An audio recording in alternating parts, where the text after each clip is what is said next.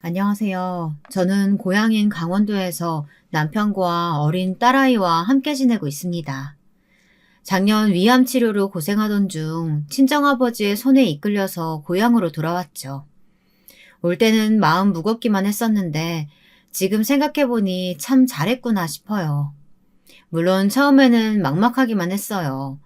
울분을 터뜨리는 친정아버지 앞에서 아무 말도 못했지만 내심 영영 아이를 못 보고 살아야 되나 싶은 마음에 별의별 생각이 다 들었죠. 그런 상황에서 저를 따라 남편과 아이가 모든 생활을 정리하고 이곳으로 왔을 때는 정신이 아득해질 정도로 기뻤답니다. 그렇게 시작된 새로운 곳의 생활은 친정의 도움으로 점점 안정을 되찾아갔죠. 남편은 정말이지 제가 힘들었던 그 모든 순간을 버틸 수 있게 해주는 든든한 지원군이었어요. 누군가는 남편을 남의 편이라고 한다지만 연애할 때도 그리고 결혼 생활 내내 남편은 제 편이 아니었던 적이 한 번도 없었답니다. 시댁이라면 몸서리치는 친정 아버지도 남편만큼은 아들보다 더 아들같이 여기실 정도예요. 시댁과는 현재 완전 인연을 끊어버린 상태랍니다.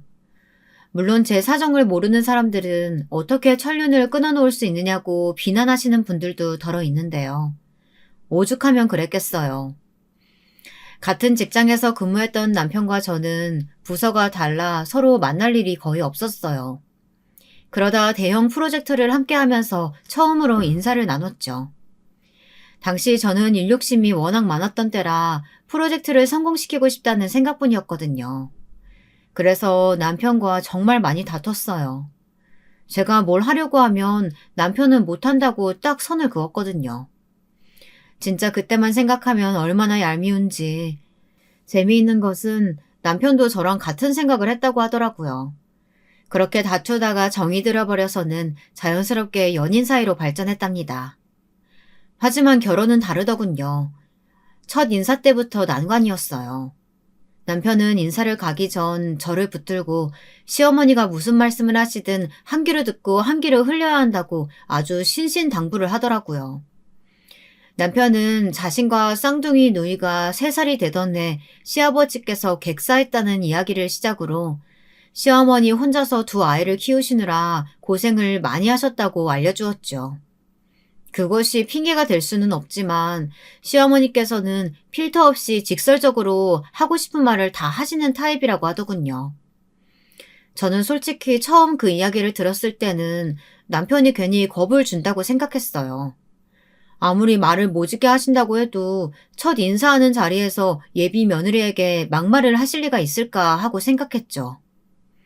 그런데 그건 저의 엄청난 착각이었어요. 시어머니는 제 예상을 가볍게 넘어섰죠. 첫 인사드리는 자리에는 시어머니와 시누이가 나와 있었어요. 문을 열고 들어가 인사를 드리는데 뭔가 싸한 기분이 들더라고요. 시누이는 구면이라 오랜만이란 인사와 함께 가볍게 안부를 주고받았는데 그때까지 시어머니께서는 한마디 말씀이 없으셨답니다. 괜히 눈치가 보였죠. 처음 만난다는 부담도 있었지만 인사조차 받지 않으시는 것이 여간 신경 쓰이는 일이 아닐 수 없었어요. 저는 힐끔힐끔 시어머니를 바라보다 눈이 딱 마주쳤어요. 화들짝 놀란 저와는 다르게 시어머니께서는 무슨 상품 가치를 살피는 사람처럼 저를 위아래로 훑어보시더니 혀를 차시더라고요. 저렇게 삐쩍 말라서는 애는 낳겠어? 무슨 병이라도 있는 거 아니냐? 제 인사에 돌아온 답변에 저는 너무 충격받아 입만 떡하니 벌리고 시어머니를 바라봤어요. 믿기지가 않았죠. 지금 내가 무슨 말을 들은 거지 혼란스러울 뿐이었어요. 제가 좀 마른 편이긴 했거든요. 체질적으로 좀 그래요. 아무리 노력해도 살은 안 찌더라고요. 저에게는 콤플렉스인데 그걸 처음 보는 자리에서 이렇게 사람 면전에 대고 이야기하실 줄은 누가 알았겠어요. 그 와중에 남편은 시어머니께 이를 악물고는 으르렁거리듯 말하더군요. 어머니, 지금 사람 앞에 두고 무슨 말씀하시는 거예요? 내가 어디 틀린 말 했어? 무슨 보리자루도 아니고 비실비실거리는 게 살림은 하겠니? 너 내조는 제대로 하겠어? 아니, 저 녀석이 3살 먹은 애도 아니고 내조는 무슨 내조예요. 자기가 알아서 하는 거지. 그리고 여기가 무슨 조선시대도 아니고 첫인사 자리에서 이게 무슨 무례야.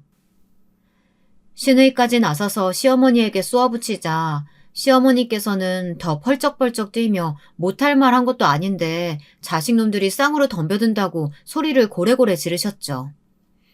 아수라장이 이런 거다 싶을 정도였어요. 저는 정신이 아득해지면서 당장이라도 이 자리에서 도망쳐야겠다는 생각이 절실하게 들었어요. 시어머니 목소리가 얼마나 큰지 밖에 있던 종업원들이 무슨 난리라도 난 거 아닌가 싶어 매니저까지 대동해서 확인하러 왔더라고요. 그렇게 매니저가 다녀가자 조금은 진정되신 건지 시어머니께서는 냉수를 벌컥 들이키셨죠. 내가 거짓말은 못한다. 맞으면 맞는 거고 아니면 아닌 거지. 듣기 좋은 꽃노래? 그런 거 다 무슨 소용이냐? 그만 좀 하세요, 어머니. 뭘 그만해? 우리 집 며느리 되고 싶거든 살부터 찌워. 제사며 차례며 김장까지 할 일이 태산인데 그런 꼴로 뭘 하겠어? 시어머니께서 하시는 말씀에 저는 깜짝 놀라고 말았어요. 차례니 제사라니 분명 남편에게 절에 모셔두었기 때문에 일체 집에서 하는 일은 없을 거라고 들었는데 갑자기 이게 무슨 소리인가 싶었죠. 순간 머릿속으로 스쳐 지나가는 이야기가 하나 있었어요. 며느리가 생기니까 없었던 차례며 제사를 다시 지내기 시작했다는 친구네 시댁 이야기였죠. 남편과 시누이도 처음 들었던 모양인지 고개를 갸웃거리더군요. 제가 듣기론 근처 절에 모셔두고 지낸다고 하던데요. 집에서 차례와 제사 안 지낸 지 꽤 되셨다고요. 그래서 그건 며느리 없었을 때고 이제 며느리 들어오면 당연히 다시 지내야지. 새 사람 들어왔으니 인사도 할 겸. 내가 말은 안 했지. 그동안 바쁜 거 핑계로 제대로 못 챙겨드려서 얼마나 죄송스러웠는데 이제 할 사람이 생겼잖냐. 시어머니의 뻔뻔하다 할 정도의 답변에 숨이 턱하고 막히는 기분이었어요. 아니, 설사 진짜 그럴 마음이 들었다고 하더라도 며느리에게 대놓고 저런 말하는 일이 어디 흔한가 싶었죠. 저희 집도 절에 맡긴 지 오래고 어머니께서도 20년 이상 절에서 모셨으면 그대로 절에서 하는 게 어떨까 싶은데요. 상에 올리는 음식이 무엇인지 어떻게 준비하는지도 모르면서 그냥 의욕만 앞서는 것이 오히려 조상님께 신뢰가 될 것 같아서요. 그게 뭐가 어렵다고? 하긴 엄마 없이 자랐으니 네가 뭘 알겠니? 걱정 마라. 내가 치매 걸린 노인네도 아니고 아직 다 기억하고 있다. 무슨 말을 그렇게 하세요? 거기서 그 말이 왜 나오시는데요? 내가 없는 말 했어? 안 써돈 일찍 돌아가셨다며. 그래서 홀아버지 아래에서 자랐다고 했잖아. 그럼 뭘 배웠겠어? 어머님, 엄마 없이 자라서 뭘 알겠냐고 하셨던 말씀 사과해 주세요. 저 그런 소리 들을 만큼 어머니께 잘못하지 않았어요. 그럴 게 지금이 첫 인사 자리잖아요. 머리 끝까지 화가 난 저는 대뜸 시어머니에게 따지듯이 말했어요. 삽시간에 룸 안에 공기가 얼어붙었죠. 시어머니께서는 못 들은 말을 들었다는 표정으로 저를 바라보셨고 시누이 역시 놀란 얼굴을 하고 있었어요. 남편은 얼굴을 잔뜩 굳히고는 시어머니를 향해 한 소리 하더군요. 방금 하시면 안 된 말 하셨어요. 크게 실수하셨다고요. 사과? 지금 사과라고 했냐? 내가 뭘 잘못했다고 사과를 하란 말라야. 네 입으로 그랬잖아. 제사 차릴 줄 모른다고. 그게 다 엄마가 없어서 배우지 못해서 그런 거 아니냐고. 내가 뭘 심했다는 거냐? 진짜 어머니 이렇게 나오실 거예요? 당장 사과해 주세요. 내가 뭘 잘못했다고? 부끄럽게 왜 이렇게 말씀을 아무렇게나 하세요? 미안해요. 내가 대신 사과할게요. 저는 아무런 대답도 하지 않고 가만히 시어머니를 바라보았어요. 시어머니는 저게 어디 어른을 보는 눈이냐며 더 펄쩍 뛰었죠. 남편은 그런 시어머니의 말을 딱 자르고는 이만 일어나겠다고 말하며 제 손을 잡아 끌었습니다.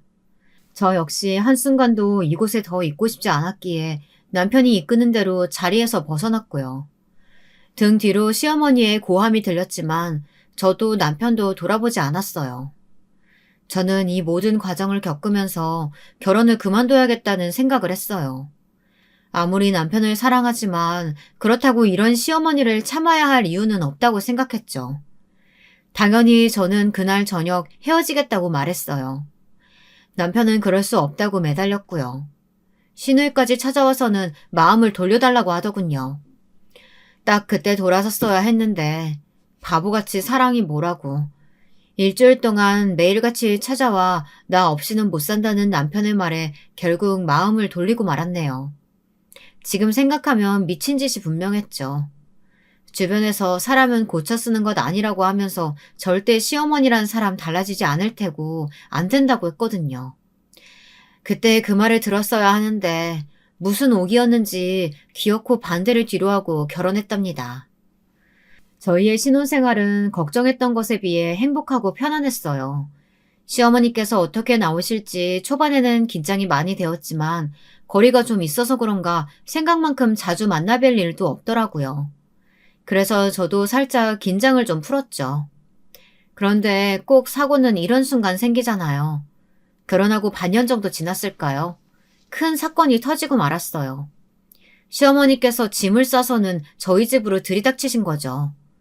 그날은 외부 미팅을 마치고 일찍 퇴근한 날이었어요. 오랜만에 남편이랑 자주 먹던 꽃게탕 생각이 나서 재료를 사들고 귀가했죠. 저녁 메뉴를 듣고 난 남편 역시 일찍 귀가하겠다고 연락이 왔고요. 한창 저녁 준비를 하는데 초인종이 울리더라고요. 올 사람이라고는 남편뿐인데 무슨 벨소리인가 싶어 확인을 하니 세상에 시어머니가 떡하니 서 계시는 거예요. 저는 너무 놀라 저도 모르게 현관에서 신발을 벗는 시어머니께 무슨 일로 오셨냐고 묻게 되었죠. 내가 못 올 곳 오기라도 했어? 뭘 그렇게 놀란 눈으로 봐? 내가 내 아들 집에 오겠다는데. 아니면 뭐 나한테 걸리면 안 될 일이라도 하고 있었냐? 왜? 남자라도 숨겨놨어? 아니, 어머니, 무슨 말도 안 되는 소리라세요. 어라? 그냥 농담으로 한 말인데 뭘 그렇게 정색하고 그러냐? 제 언성이 높아지자 시어머니께서는 별 희한한 경우를 다 보겠다는 얼굴로 저를 쳐다보셨어요. 그리고는 현관에 우두커니 서 있는 저를 어깨로 치고 지나시더니 소파로 가 털썩 기대앉으셨죠. 저는 점점 얼굴로 열이 오르는 것이 느껴졌지만 꾹 눌러 참고는 남편에게는 말씀하셨냐고 물었어요. 시어머니께서는 제 대답을 깔끔하게 무시하시고는 시원한 냉수라도 내오라고 하셨죠. 저는 주방에서 시어머니 몰래 남편에게 카카오톡을 보냈어요. 금방 확인을 한 건지 바로 전화가 왔죠. 어머니가 오셨다니 그게 무슨 말이야? 말 그대로야. 당신 모르고 있었어? 알았으면 얘기했지.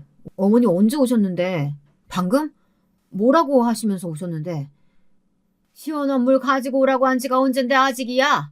행동이 이렇게 굼떠서 사회생활은 어떻게 한다는 거냐? 빨리빨리 안 움직여? 남편의 무릎에 답하는 와중에 시어머니의 재촉하는 소리가 들렸어요. 그 소리가 남편에게도 들렸는지 남편이 지금 바로 퇴근하겠다고 하더군요. 전화를 끊은 저는 시어머니께 시원한 물을 가져다 드리며 남편이 곧 돌아오기로 했다고 말을 했어요. 시어머니께서는 물을 드시면서 집안을 훑어보셨어요. 저희 결혼 직후에 오시고는 처음이라 그러시는지 꼼꼼하게 둘러본다는 느낌이 들 정도로 집요하게 시선을 옮기고 계셨죠. 뭐가 마음에 들지 않으시는지 미간에 잔뜩 주름이 잡힌 상태로 말이에요. 한참을 그렇게 집을 보시던 시어머니께서는 저녁 준비도 안 하고 뭐 하냐고 하셨어요. 저는 허둥거리며 주방으로 들어갔죠. 지금 생각해보면 뭐가 그렇게 무서웠을까 싶기도 해요. 죄를 지은 것도 아닌데 말이죠. 하지만 그때는 1분이 몇 시간이나 되는 것처럼 긴장되고 등에서는 식은땀이 흘렀답니다. 남편이 언제 오나 시계만 보게 되고요. 얼마 후 현관문 소리가 나면서 남편이 들어왔어요. 남편 역시 오자마자 시어머니께 연락도 없이 무슨 일이냐고 하더군요. 아니 내 새끼 얼굴 보러 오는데 허락이라도 받아야 한다니? 며느리라는 것도 시어머니 보자마자 무슨 일이냐고 하더니만 아들 새끼도 똑같은 소리 하네. 연락도 없이 오시니까 그러죠. 매년 이맘때면 가게 일로 정신없이 바쁘다고 하셨잖아요. 가게 수리 좀 하면서 이참에 내부랑 집도 새로 인테리어 싹 할까 싶어 알아보니까 3주는 걸린다고 하기에 왔지. 내가 아들 집 두고 호텔에서 지낼 필요는 없잖아. 안 그래? 그럼 3주 동안 여기 계시겠다고요? 시어머니의 말씀에 저도 모르게 소리가 커졌어요. 시어머니께서는 눈을 빛내시며 뭐가 불만이냐고 저를 노려보셨죠. 그 표정에 제가 실수를 했다는 것을 깨달았지만 이미 늦었고요. 시어머니께서는 잘 걸렸다는 표정을 지으시며 시어머니가 3주 정도 있겠다는데 그게 그렇게 싫은 티 팍팍 낼 일이냐며 꼬투리를 잡으셨어요. 저는 그런 의도가 아니라고 말씀드렸지만 시어머니께서는 억울하다는 얼굴로 남편을 바라보며 며느리가 이렇게 시어머니를 구박한다고 억지 소리를 늘어놓으셨어요. 남편은 곤란한 얼굴을 하며 한숨을 길게 내쉬었죠. 그런 의도로 아닌 거 아시면서 왜 없는 소리 하세요? 저희가 방도 둘 뿐이라 어머니께서 3주 동안 여기 계시면 불편하실까봐 그러죠. 아니, 너도 들었잖아. 내가 여기 있겠다고 하니까 뭐라고 하는지. 세상에. 어쩜 요즘은 며느리가 시어머니 눈치 보는 게 아니라 시애미가 며느리 눈치 봐야 한다고 하더니만. 진짜 우리 집이 그러네. 아이고, 내가 며느리 보기 무서워서 어디 여기 있겠니? 됐다. 내가 나가마. 어머니, 이 시간에 어디를 가신다고요? 미리 연락을 주셨으면 제가 어떻게든 준비를 했을 텐데 갑자기 오셔서 3주 동안 계신다고 하니까 제가 놀라서 그렇죠. 다 필요 없다. 이렇게 눈치 주는데 내가 뭐하러 여기 있어? 나가 죽든 말든 신경 쓰지 마라. 시어머니께서는 당장 자리에서 일어나 나가겠다고 하셨어요. 남편과 저는 막무가내로 행동하시는 시어머니를 겨우 진정시키고는 급하게 안방으로 자리를 내어드렸죠. 당시 신혼집은 방이 2개였는데 하나는 부부 침실로 그리고 하나는 드레스룸으로 쓰고 있었거든요. 이렇게 갑자기 찾아오신 시어머니께 드레스룸을 내어드릴 수는 없으니 결국에는 안방을 쓰게 해드릴 수밖에 없었죠. 저는 남편에게 오늘은 시어머니와 함께 안방을 쓰라고 말하고 저는 드레스룸에서 자겠다고 말했어요. 남편은 그게 무슨 소리냐고 펄쩍 뛰었지만 드레스룸은 한 명도 겨우 누울 장소만 남았고 키가 큰 남편이 들어가 잘 수 있는 공간은 아니었거든요. 그렇게 불편한 저녁 식사를 마치고 하룻밤을 보낸 저는 그것이 지옥의 시작이라는 것을 금방 알 수 있었어요. 다음날 아침부터 시어머니께서는 온 주방과 집을 휘젓고 다니시면서 잔소리를 시작하셨어요. 아침을 잘 챙겨 먹지 않는 남편에게 누룽지를 끓여준 것을 시작으로 제가 하는 모든 것들을 따라다니며 지적을 하셨죠. 냉장고는 왜 이렇게 텅텅 비었느냐, 남편이 일하러 나갔는데 옷은 왜 다려주지 않느냐, 남편 출근 준비보다 더 중요한 것이 뭐가 있느냐. 진짜 사람을 미치게 하실 작정이 아니고서야 그럴 수는 없겠다 싶었어요. 그리고 저는 이 잔소리를 3주 동안 상대해야 한다고 상상하자 당장이라도 도망치고 싶은 심정이었죠. 남편은 그런 시어머니에게 제발 그만 좀 하시라고 소리를 질렀지만 소용이 없었어요. 남편의 그런 모습에 시어머니께서는 자기는 이렇게 키우지 않았는데 도대체 그동안 제가 어떻게 했기에 이렇게 달라질 수 있느냐고 제게 손가락질까지 하셨답니다. 저도 더 이상은 못 참겠다 싶어서 한 소리 하려는데 남편과 눈이 마주쳤어요. 남편은 잔뜩 미안한 얼굴로 빨리 출근하라고 제게 눈짓을 하더군요. 속으로 긴 한숨을 내쉬고 나서려는데 시어머니께서 그런 제 등 뒤로 말 같지도 않은 소리를 하시더라고요. 결혼했다는 여자가 지금 저게 무슨 복장이냐? 치마는 왜 저렇게 짧고? 왜? 남자는 우리 아들 하나 가지고는 안 되겠어? 밖에 나가서 남자들 휘두르고 다니려고? 그래서 화장도 그렇게 하고 나가니? 시어머니의 말에 저는 신발을 신던 것을 멈추고 천천히 뒤돌아 바라봤어요. 하얗게 질린 남편의 얼굴이 보였지만 저는 무시하고 시어머니를 똑바로 바라보았죠. 아침에 그 대단한 잔소리는 남편을 위한다는 명목이라도 있었지. 방금은 철저하게 저를 무시하는 행동이었으니까요. 저는 잔뜩 굳은 표정으로 방금 뭐라고 하셨는지 물었어요. 시어머니께서는 네가 화를 내면 어떻게 할 거냐는 듯 고개를 쳐들고는 제게 방금 하셨던 말씀을 그대로 하셨죠. 내 말이 틀려? 그런 목적 아니면 출근했는데 치마는 왜 입고 나가는데? 다리 훤하게 다 드러내고.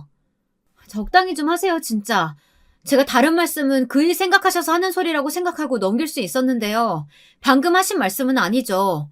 어떻게 어머니께서 자기 며느리한테 그런 말씀을 하실 수 있으세요? 내가 뭘? 딱 눈에 보이는 대로 이야기했을 뿐인데. 아니면 아니라고 하면 될 일 가지고 뭘 소리까지 높여? 그리고 그런 소리 듣기 싫으면 행동거지를 똑바로 하든가. 행동거지를 똑바로 하라뇨. 제가 뭘 얼마나 잘못했는데요? 저도 밖에 나가서 일하는 사람이에요. 평범한 정장 입고 나가는 사람한테 지금 어머니 무슨 소리 하시는지 알고 계세요?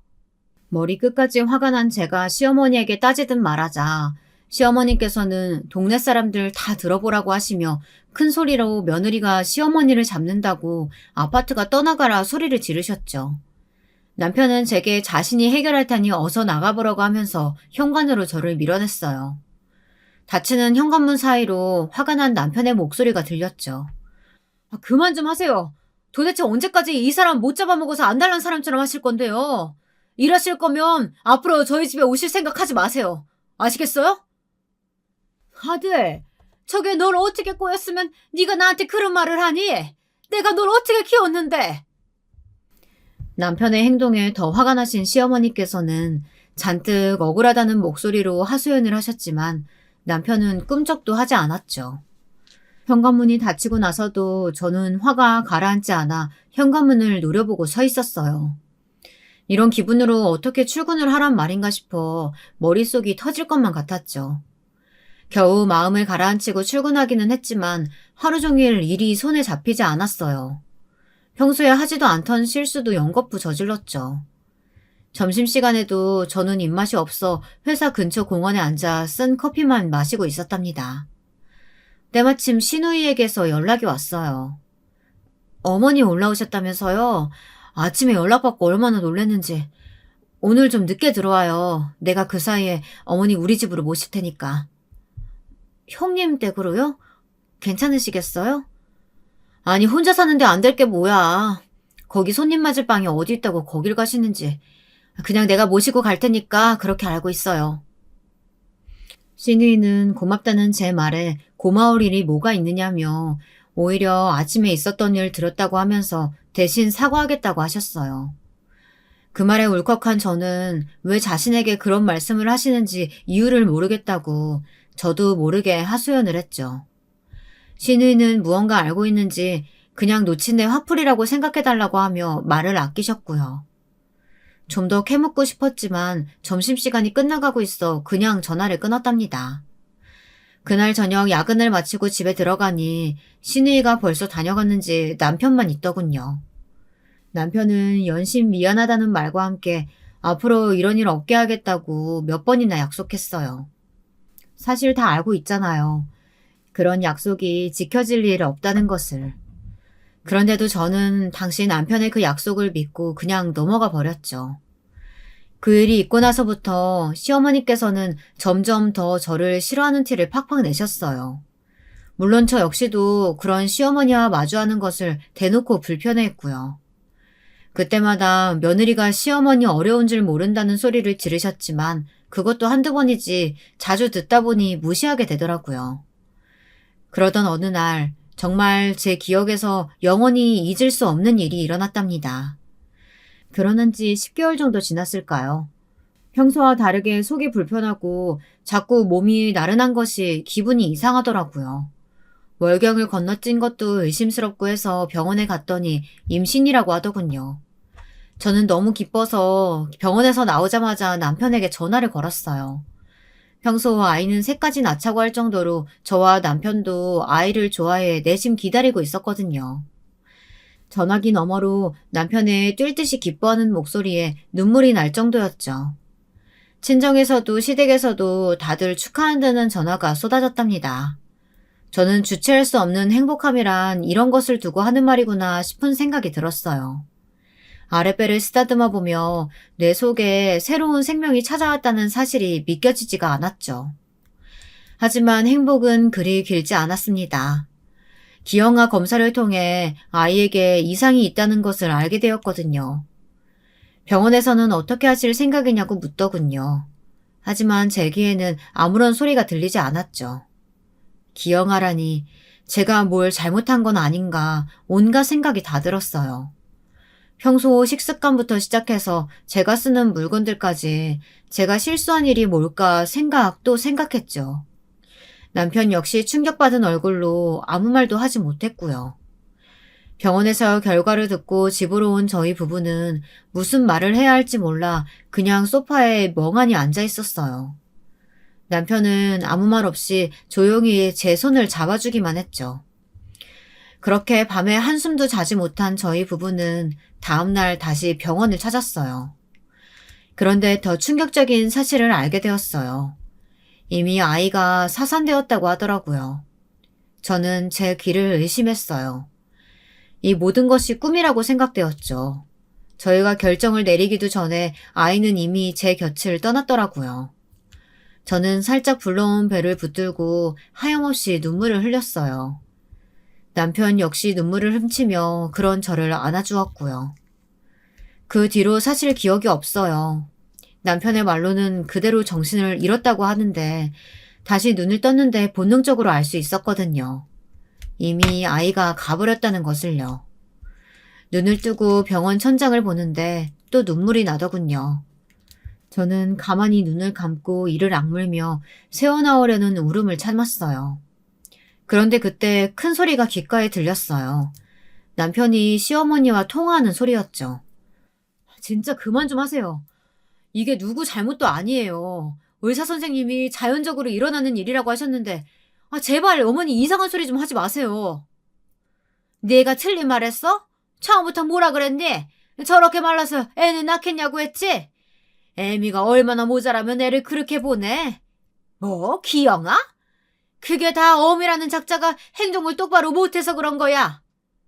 어머니, 제발 좀 그런 소리 좀 하지 마세요. 뭘 제대로 알고 말씀을 하시던가요.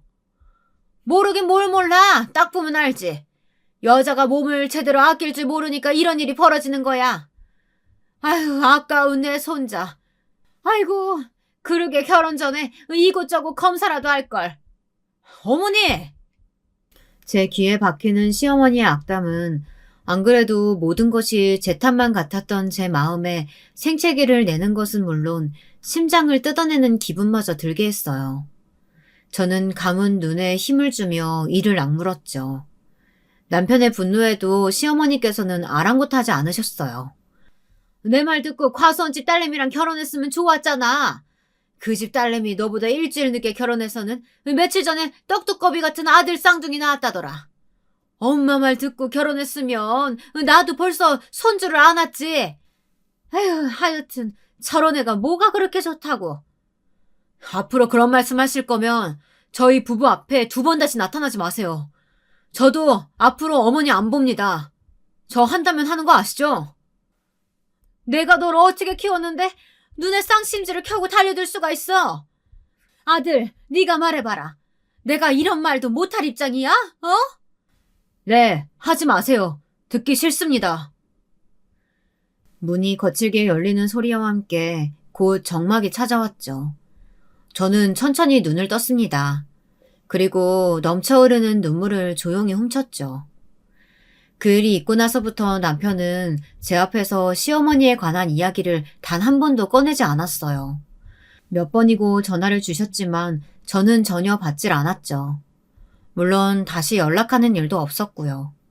제 마음을 알았는지 남편도 제게 시댁에 함께 가자는 소리를 하지 않더라고요.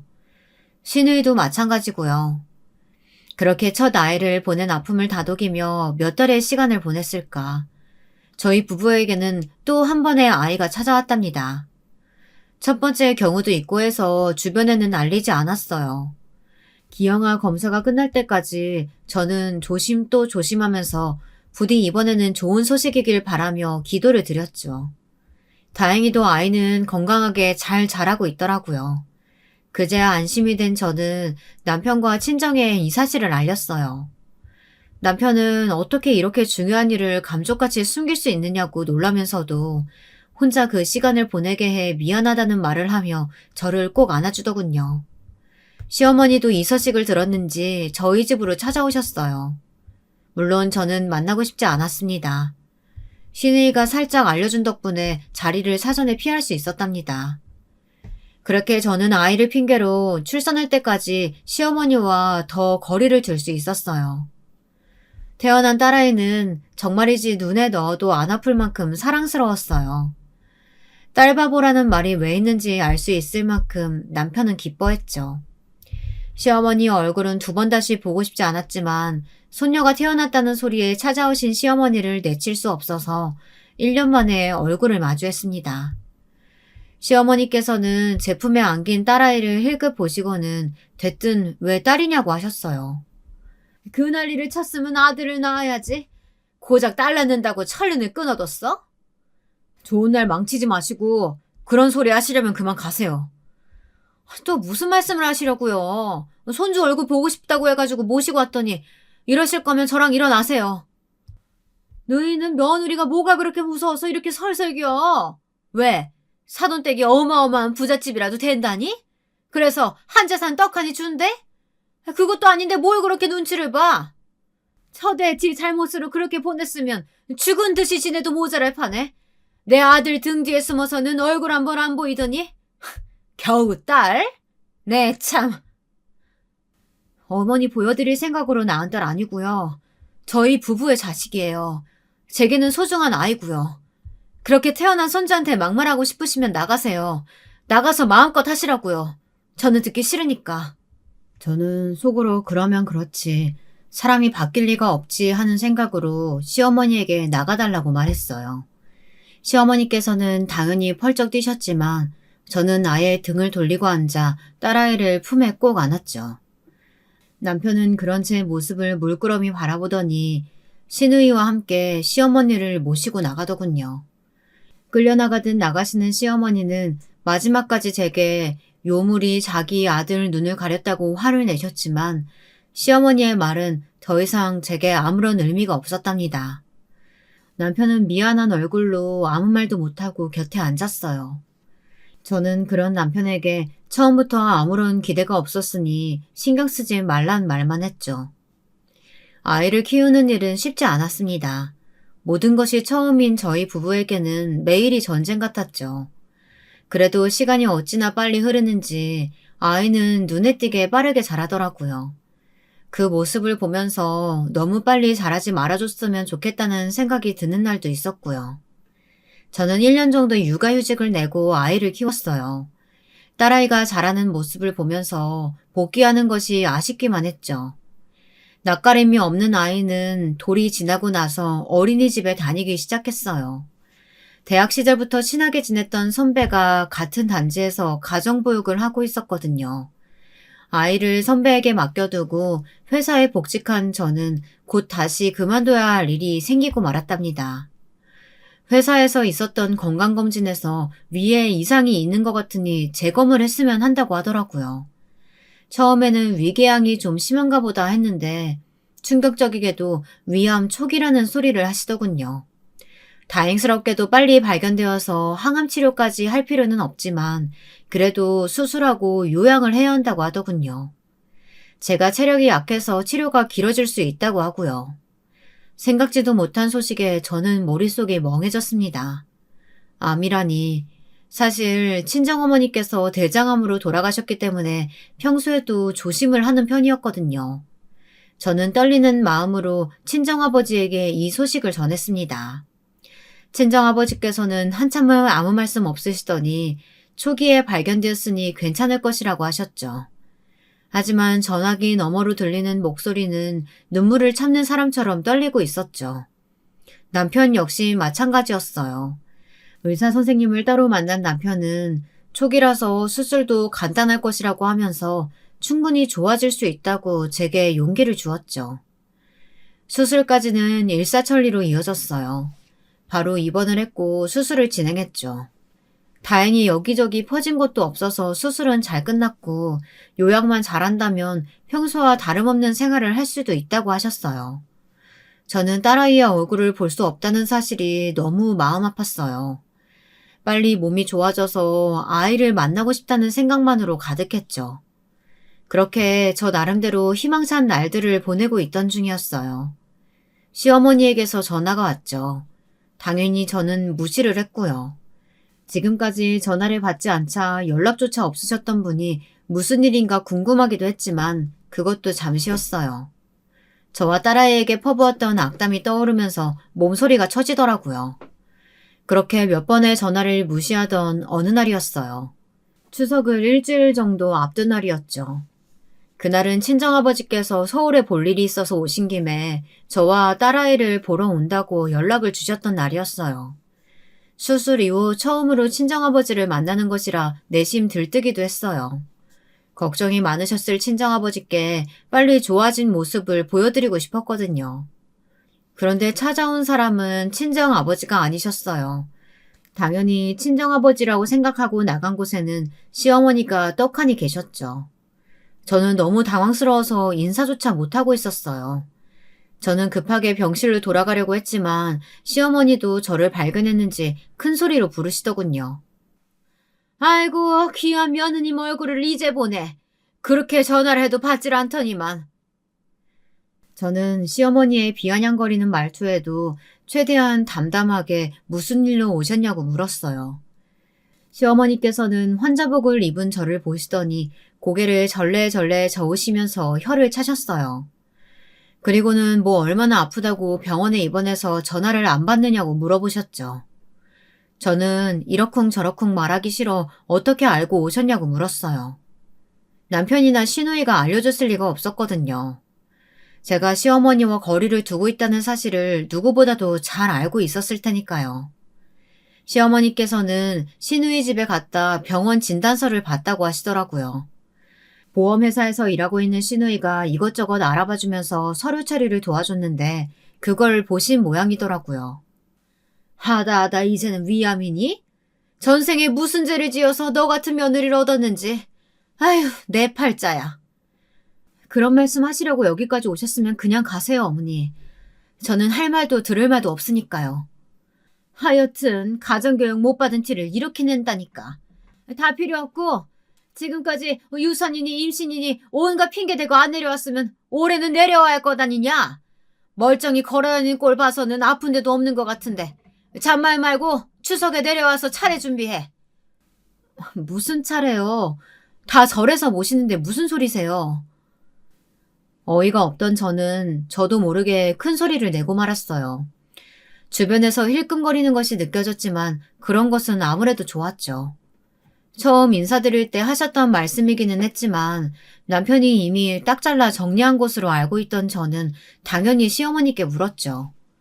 시어머니께서는 기억 안 나느냐고 하면서 오히려 더 화를 내셨어요. 너 없어서 계속 미루기만 했는데 올해는 별거 없잖아. 그러니까 더 큰 소리 나게 하지 말고 얌전히 와서 음식이나 해라. 앞으로는 계속 집에서 차례도 제사도 지낼 테니까. 아니요, 어머니. 저는 안 내려갑니다. 그 일랑 다 끝난 얘기잖아요. 절에 모시는 걸로요. 그리고 무엇보다도 아직 퇴원해도 된다는 소리 못 들었어요. 그러니 안 갑니다, 저는. 뭐? 안 내려와? 하늘 같은 시애미가 내려오라는데 어디서 못한다는 소리가 나와? 너 같은 애를 며느리로 받아줬으면 감사합니다 하고 넙죽 엎드리지는 못할 망정. 뭐? 저 같은 애가 어떤 앤데요? 왜요? 또 엄마 없이 자라서 못 배웠다고 하시려고요? 네 흠이 그것만이냐? 애도 제대로 간수 못해서 첫애 그렇게 보내더니 겨우 둘째로 딸? 뭐 마음에 하나 드는 구석이 없는데 그래도 꾹 참아주는 거 안 보여? 참아주신다고요, 어머니가? 어머니가 언제 참아주셨는데요? 하시고 싶은 말, 상대방에게 상처가 되든 말든 다 하시면서 뭘 참아주신다는 말씀이신데요? 이게 끝까지 어디 앞이라고 눈 똑바로 뜨고? 시어머니께서는 제가 대드는 모습이 마음에 들지 않으시는지 다짜고짜 손을 올리시더군요. 그리고는 곧장 제 뺨으로 내리치셨죠. 큰 소리와 함께 주변 사람들의 헉하는 소리가 곳곳에서 울렸죠. 하지만 시어머니께서는 한 대로는 성에 차지 않으셨는지 또다시 손을 올리셨어요. 울컥한 제가 시어머니의 손을 막으려고 하는데 저보다 한 발 빠르게 움직인 사람이 있더라고요. 친정아버지셨죠. 시어머니를 막은 친정아버지께서는 핏줄이 선명하게 올라올 정도로 팔에 힘을 주고 계셨어요. 사돈, 지금 이게 뭐 하는 짓이세요? 제가 묻고 싶은 말이네요. 지금껏 제 딸한테 이렇게 하셨습니까? 사람들 다 보는 앞에서 막말하고 손찌검하고 그러셨어요? 아버지, 그게 아니라 가만히 있어라. 지금 어른들 얘기하는 중이다. 친정아버지의 팔을 조심스럽게 잡아당기며 불렀지만 꿈쩍도 하지 않으셨어요. 시어머니도 상황이 심상치 않다 싶으셨는지 한 발자국 물러서셨죠. 시어머니께서는 거듭되는 친정아버지의 물음에 잠시 위축되신 것처럼 보였지만 그것도 잠깐이었어요. 친정에서 어떻게 가르치셨는지 결혼하고 시댁에는 코빼기도 보이지 않는 며느리를 그럼 어떻게 할까요? 온갖 핑계랑 핑계는 다 대면서 나타나질 않더니 이제는 제 아들까지 연락이 뚝 끊기게 만들더라고요. 아주 딸을 잘 가르치셨습니다, 사돈. 핑계? 다 아이들 사정이 있었던 거 아닙니까? 그런데 고작 그걸로 막말을 그렇게 퍼붓고 계셨습니까? 막말이라뇨? 제가 어디 틀린 말 했습니까? 길 가는 사람들 붙들고 물어보세요. 100이면 100, 다 제 아들이 아깝다고 하지.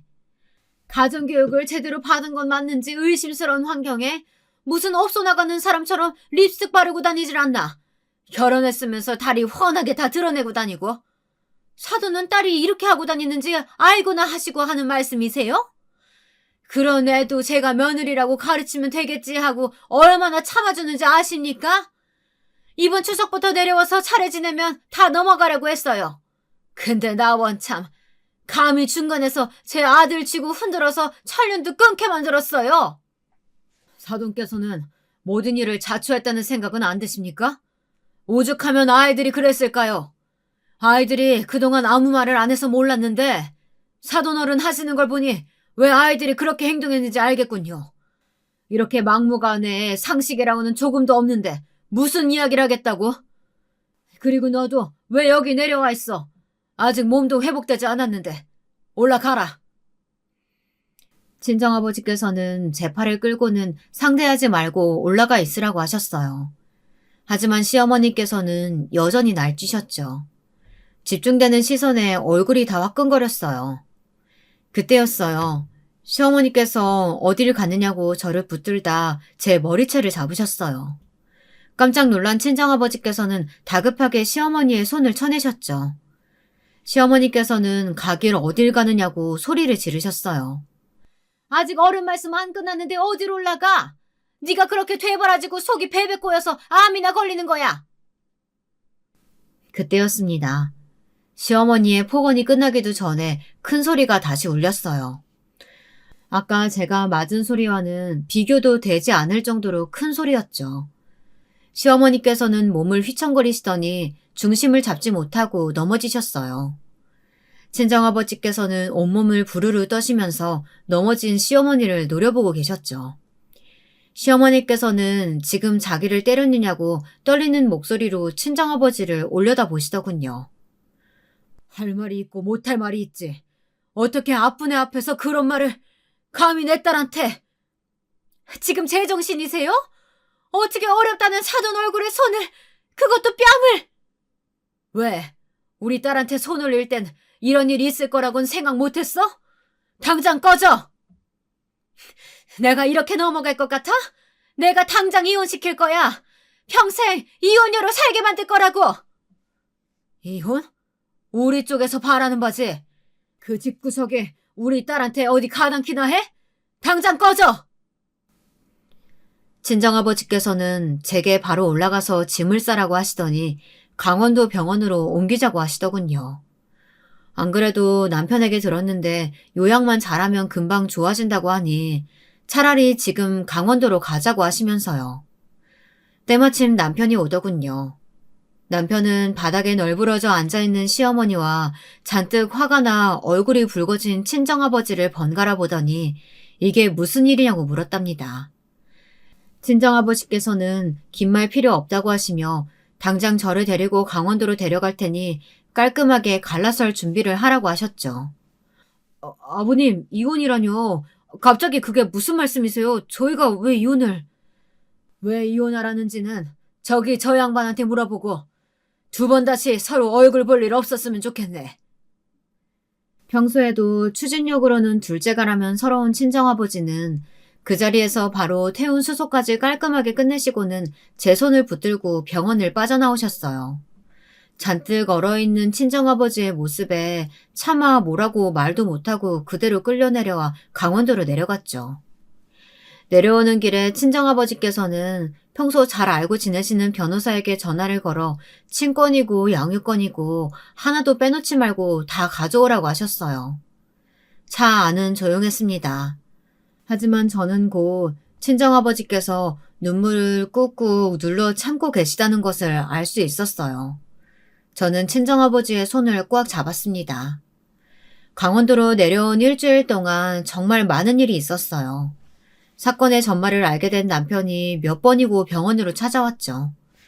처음에는 단호하게 내치셨던 친정아버지께서도 남편이 딸아이를 데려오자 말없이 손녀의 얼굴을 쓰다듬어 주시고는 저와의 만남을 허락해 주시더라고요. 고작 며칠인데 남편의 얼굴은 뭐라 말할 수 없을 정도로 엉망이었습니다. 아이를 제게 안겨준 남편은 아무 말도 하지 않고 그냥 제 옆에 무릎을 꿇고 앉아 있었어요. 저 역시 그런 남편에게 아무 말도 하지 않았고요. 제가 태어난 이후에도 남편은 꾸준히 저를 찾아왔어요. 여전히 친정아버지께서는 못마땅한 얼굴을 하셨지만 사위가 무슨 죄겠냐고 한숨을 내쉬고는 곧 자리를 피하셨죠. 그렇게 몇 번의 만남이 더 있고 나서야 저는 처음으로 남편에게 물었습니다. 우리 이혼할까? 미안하다. 내가 잘못이야. 내가 중간에 단호하게 어머니랑 정리를 했어야 했는데 차마 용기를 못 냈어. 정말 미안해. 됐어. 당신이 애쓴 거 알아. 중간에서 나랑 어머니 못 만나게 하려고 노력 많이 했잖아. 형님도 그렇고. 그래서 말인데 나 이번에 어머니랑 인연 아예 끊기로 했어. 누나하고도 이야기 끝냈고. 회사도 그만둘 거야. 너랑 우리 딸 있는 곳에서 함께 살고 싶어서. 나는 너랑은 죽어도 못 헤어지겠고 우리 딸 못 보고 산다는 것도 상상도 못 하겠어. 저는 남편의 얼굴을 물끄러미 바라보았어요. 말이 그렇지 어디 쉬운 일이겠습니까? 남편의 말을 들은 친정아버지도 마찬가지의 반응을 보이시며 단호하게 이혼을 하라고 말씀하셨어요. 남편은 자신이 용기가 없어 그동안 제가 상처를 받았다고 하면서 이번에 확실히 알았다고 하면서 허락해달라고 했죠. 그렇게 한 달을 꼽아 강원도로 출퇴근하듯 찾아오는 남편을 보며 친정아버지께서도 결국 그렇게 하라고 하시더군요. 남편은 강원도로 내려와 직장을 구하고 정말 우리 세 가족의 새로운 삶이 시작되었어요. 친정아버지의 도움으로 자리를 빨리 잡을 수 있었죠. 중간에 몇 번 위기가 오기는 했는데 시어머니께서 어떻게 아셨는지 찾아오셨거든요. 내가 다 용서해 줄 테니까 이만하고 올라가자. 내 아들 그만 괴롭히고 올라가자고. 너 아니면 죽어도 안 된다는데 내가 어쩌겠니? 가자 그러니까. 용서요? 누가 누굴 용서하신다는 말씀이세요? 저는 어머니께서 저를 용서하실 만한 행동을 한 적이 없는데요. 잘못한 것이 아무것도 없는데 무슨 용서를 입에 올리세요? 그리고 그 일을 괴롭히는 사람이 누군지 정말 모르시겠어요? 내가 다 없던 일로 해준다잖아. 더 이상 여기서 뭘 더 하라는 거야? 더 하실 건 없어요. 그냥 저희 가족 앞에 나타나지만 않으시면 됩니다. 시어머니께서는 본인의 화를 이기지 못하고 난리를 피우셨지만 곧 들어온 남편의 손에 끌려나가셨어요. 남편은 시어머니를 향해 한 번 더 찾아오면 그때는 경찰을 부르겠다고까지 하더군요. 단호한 남편의 태도에 시어머니께서는 정신이 나간 사람처럼 남편의 이름을 불렀지만 남편은 돌아보지 않고 문을 세게 닫았죠. 그날 시어머니께서 어떻게 가셨는지 모르겠지만 두 번 다시 저희를 찾아오시지 않는 것은 확실했어요. 그 일이 있고 나서 많은 시간이 흘렀습니다. 아직도 시어머니가 퍼부은 악담과 폭언이 종종 꿈에 나오지만 그래도 많이 안정돼서 건강도 회복되어 일도 새로 시작하게 되었답니다. 앞으로도 깨끗하게 없던 일로 하고 살 수는 없겠지만 그래도 지금처럼만 지낼 수 있다면 소원이 없을 것 같네요. 제 이야기 끝까지 들어주셔서 감사합니다.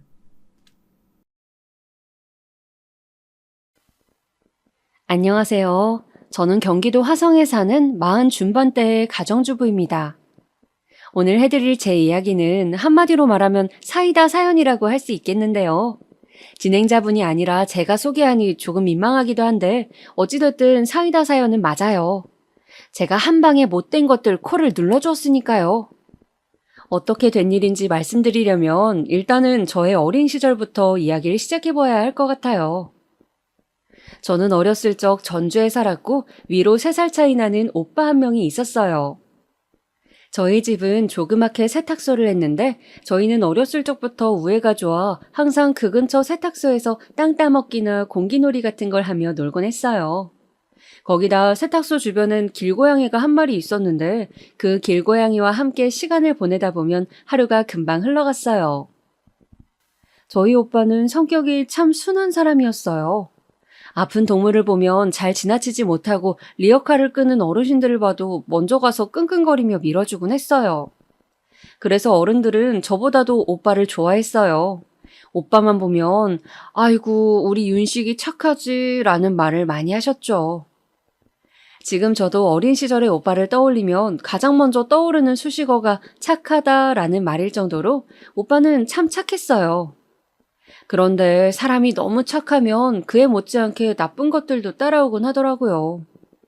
오빠는 성격이 드세지 못해 동네 애들한테 맞고도 한마디를 못했어요. 특히 같은 학교 다니는 애들이 어찌나 말 못하는 오빠를 괴롭히던지. 그때마다 오빠를 지켜준 건 저였어요. 야, 우리 오빠 괴롭히지 마. 너 특히 한 번만 더 우리 오빠 때리면 내가 가만 안 둔다 했지? 제가 돌멩이라도 던지며 소리를 버럭 치면 아이들은 그제야 물러갔고 오빠는 훌쩍거리며 다가와 제 손을 꼭 잡곤 고맙다고 말하곤 했어요. 오빠, 울지 마. 뚝! 응, 고마워, 윤정아. 오빠가 되어서 너도 지켜주지 못하고. 그게 무슨 소리야. 난 우리 오빠가 세상에서 제일 좋은데. 그렇게 언제나 오빠를 돌보는 건 제 몫이었어요. 허나 그러면서도 오빠에게 혹여나 무슨 일이 생길까 늘 노심초사했어요. 그러던 어느 날 일이 하나 벌어졌는데요. 학교 끝나고 문 앞에서 절 기다리고 있어야 할 오빠가 없는 거예요. 오빠가 어디 갔지? 그때부턴 가슴이 두근거리기 시작했어요. 학교 전체를 뒤져봐도 머리털 하나 보이지 않았고 선생님에게 물어도 모른다는 말씀만 돌아왔죠. 그런데 오빠와 같은 반인 언니가 윤정아, 너 혹시 윤식이 찾아? 윤식이 아까 학교 뒷산으로 끌려가던데. 라고 말하는 거예요. 어린아이들이 이유 없이 한 사람을 괴롭히고 때리는 그 순수한 악이 얼마나 잔인한지 모르는 어른들도 많을 거예요. 근데 저는 9살의 나이에 그 광경을 목격하고 나선 어린아이가 지닌 악이라는 것을 철석같이 믿게 되었죠. 아직도 그 광경을 너무도 생생하게 기억하고 있습니다. 도착하니 아이들이 오빠를 동그랗게 둘러싸고 있었고 오빠는 울면서 그만하라는 말만 반복하고 있었어요. 오빠! 오빠는 그제야 잔뜩 겁에 질린 사슴 같은 눈망울로 도와달라는 식으로 제 이름을 불렀고 오빠를 괴롭히던 아이들의 시선도 저에게로 왔는데 다들 저보다 덩치가 큰지라 그땐 저도 겁이 나더라고요. 어떻게 여기서 우리 오빠를 지켜야 할까? 고민들이 머릿속을 팽팽 돌아가는데 결정을 내리기도 전 이미 제 입에선 이 말이 튀어나왔어요. 선생님들이 지금 오고 있어. 여기로 오고 있다고. 너넨 이제 다 큰일 났어. 아마 니들 엄마도 학교에 와야 할걸? 제 말에 아이들은 술렁이기 시작했고 그제서야 몇몇 아이들이 겁을 느낀 듯 했어요. 아이들도 자기 엄마 아빠가 야단치는 건 무서운 법이니까요. 다행히 몇몇 아이들은 산을 내려가기 시작했고 뿔뿔이 흩어지는 기세가 보이자 다른 아이들도 포기하고 내려가기 시작했어요. 근데 한 오빠만 제가 거짓말을 하는 걸 수도 있다고 선생님이 오는 걸 지켜보자고 하더군요. 아직도 그 오빠 얼굴을 기억해요. 유독 오빠를 괴롭히던 남자애였어요. 하지만 문제되진 않았습니다. 제가 곧바로 달려들어 코를 때려버렸으니까요. 그렇게 결국 모든 아이들이 사라지자 오빠도 저도 마음을 놓았습니다. 미안해 윤정아, 나 때문에 너까지 다칠 뻔했어. 왜 왔어 그러게. 오빠가 끌려갔다는데 어떻게 안 와? 오빠는 제 앞에서 엉엉 울며 저를 부둥켜 안았고 저는 괜시리 눈물이 울컥 터질 뻔했지만 일단은 안전하게 오빠를 집까지 데리고 가 흙도 씻겨주고 상처도 소독해 주었어요. 근데 오빠는 이 일로 무슨 변화가 생긴 건지 앞으로는 절대 맞고 살지 않겠다고 하더라고요. 아마도 자기 때문에 저까지 다칠 뻔했다는 걸 인지하고 나자 동생을 지키려는 마음에서 그랬던. 그 후로 저희 오빠는 가난한 형편에도 엄마에게 졸라 동네 태권도장까지 다니며 열심히 몸을 단련시켜 갔어요. 옆에서 헥헥거리며 힘들어하는 오빠를 보면 안쓰럽기도 했지만 오빠는 그럼에도 계속 수련하듯 열심히 하더라고요. 그리고 중학교 올라갈 때쯤 되니까 아무도 오빠를 건들지 못하더라고요. 오빠의 동생인 저까지도요. 사실 저희가 중학생이 되면선 부모님이 잘 안 되는 세탁소를 팔아버리시고 고물상을 시작하셨는데 그것 때문에 놀림감이 되곤 했어요. 고물상 하면 요즘은 돈을 잘 번다는 인식도 있지만 그때 아이들이 그런 걸 알 턱이 있나요? 무조건 저와 오빠만 보면 냄새가 난다는 이유로 따돌림을 하고 놀이에 끼워주지도 않았어요. 고물상하는 집안이라는 이유로 그런 취급을 받으니 어린 마음에 너무 속상하기도 하고 억울하기도 하더라고요. 괜히 부모님이 원망스럽기도 하고요. 허나 그때마다 오빠는 오빠답게 듬직하게 제 손을 잡으며 윤정아 괜찮아. 마음 아파하지 마. 저런 애들 말에 휘둘리면 지는 거야. 나중에 네가 저 애들보다 훨씬 잘 될 거야. 라는 말을 해주곤 했어요. 그리고 저는 오빠의 말대로 정말 그렇게 생각하려고 노력했던 것 같아요. 아마 제가 중학교부터 고등학교 시절까지 반항하지 않고 학교 생활 착실하게 할 수 있었던 건 모두 오빠 덕일 겁니다. 절 붙잡아준 오빠가 아니었더라면 괜히 반항심을 일삼고 막 나갈 수도 있었을 테죠. 그러다 제 인생에 그림자가 드리워진 건 대학교를 가기 전이었는데요. 사실 공부는 열심히 했고 성적도 잘 나왔지만 저희 집안은 돈이 없어 대학 진학을 망설이고 있었어요. 저 때야 모두가 대학을 가는 분위기도 아니었고 저도 오빠 따라 공장이라도 다녀야 할까 생각하는데 그 생각이 들 때마다 너무 우울하더라고요. 선생님도 윤정아, 네 성적에 대학 안 가기는 너무 아쉬운데 장학금이라도 노리고 한번 써볼래? 라고 권유하셨지만 장학금 받는 일이 쉬운 것도 아니고 바보 같았지만 스스로 마음속에서 포기하게 되더라고요. 결국은 나중에 선생님을 찾아가 선생님, 저 그냥 시험 안 보고 대학도 안 갈래요. 라고 말하고 최대한 담담한 마음으로 어디서 일할지를 알아보러 다녔습니다. 근데 멀리서 일을 하던 오빠가 부모님에게서 그 소식을 들었는지 오랜만에 집을 찾아왔어요. 그리고는 흰 봉투 하나를 턱 앞에 내려놓더군요. 너는 무조건 대학 가는 거야. 돈 때문에 안 간다는 소리를 말어. 알겠어? 오빠 그게 무슨 말이야. 그나저나 이 돈 어디서 났어? 내가 번 돈이야. 너 대학 보내주려고. 그러니까 넌 이 돈 들고 대학 가는 거야. 더 아무 말 하지 마. 그날 오빠의 모습은 생경할 정도로 엄했어요. 오빠는 무조건 대학을 가야 한다며 저 대학 가는 뒷모습을 봐야겠다고 공장도 다시 안 가고 기다렸어요.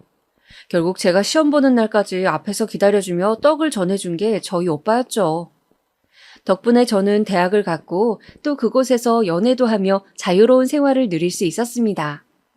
오빠가 공장에서 얼마나 힘들게 일하는지 알기에 학비는 최대한 제가 책임지려 했지만 오빠는 한 번도 밀리지 않고 꼬박꼬박 돈을 보내주었고 거기에 용돈까지 얹어주었죠.